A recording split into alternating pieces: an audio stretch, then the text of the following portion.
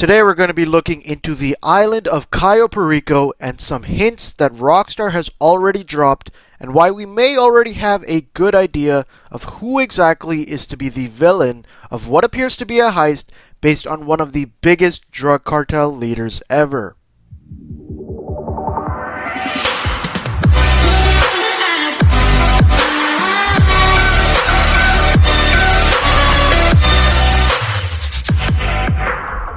So, the Cayo Perico heist, as we've seen from the trailers and Rockstar's Newswire post, detail the heist quite a bit, and it looks like it is going to be a very different heist from what we've ever seen before, as we can confirm based on what Rockstar has already told us, and also from the fact that the heist will be able to be completed solo, which pretty much lets us know that stealth will be a huge part of this heist, or at least one of the possible ways you can complete it. But looking further into the post, when it comes to discussing who exactly we will be taking this heist out on, or who we will be robbing, in the first sentence of the post, Rockstar describes this heist as prepare to infiltrate the remote island compound of the world's most notorious drug dealer in Grand Theft Auto Online's biggest, most daring, and action-packed edition yet. Now, in terms of drug dealers already in GTA Online that we know of, there aren't that many that would fulfill the description as being the world's most notorious drug dealer. And considering Cayo Perico is what appears to be based on a Colombian island, aside from Martin Madrazo, I don't know of anyone in-game that we've already seen, whether it be GTA Story Mode or online, that could fit this role. But looking deeper into some clues we've seen on Cayo Perico may give us a hint that this notorious drug dealer may actually be based on a real person, as Rockstar has done many times in the past. So who exactly is this real person? Well, no other than one of the biggest, if not the most infamous drug dealers ever, Pablo Emilio Escobar Gaviria. Yes, that's right guys, I said his full name. But why would Rockstar choose Pablo Escobar to be the next villain of their heist?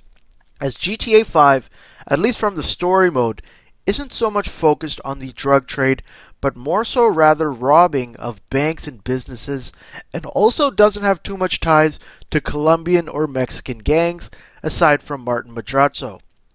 Well, when we take a look at the house itself and the few angles we've seen in the trailers, it looks very similar to one of the houses that were owned by Pablo Escobar, called the Hacienda Napoles Park, which, when looking at the entrance and the home itself, seem to be where Rockstar has gotten its inspiration from when it comes to designing the look and feel of Cayo Perico. Also, in terms of the name Cayo Perico itself, the name seems to be a bit of a play off of the original island that was once owned by Pablo Escobar's cartel, now known as the Medellin cartel, which at the island at the time was known as Cayo Norman, also known as Norman's Cay, which would make Cayo Perico be known as Perico's Cay, Rockstar's reimagining of what was once the headquarters for the Medellin cartel, Pablo's original cartel, and the first island he used as a drug cartel headquarters.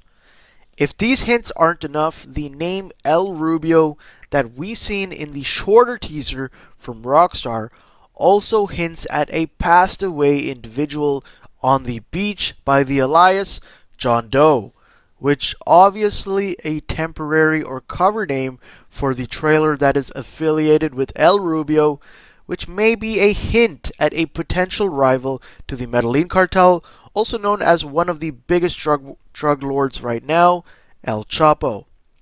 If El Rubio is Rockstar's version of El Chapo, this dead individual we see washed up on the beach may be a hint that some drug gang warfare may be a very big part of this heist as well, which I'm definitely going to be very interested to see. Overall, this is very much looking to be a very drug lord and cartel influenced heist, and with the many rumors of GTA 6 to be focused on Miami and the drug world, This may be a possible first step by Rockstar at transitioning GTA Online into a much more drug trafficking and cartel warfare oriented experience.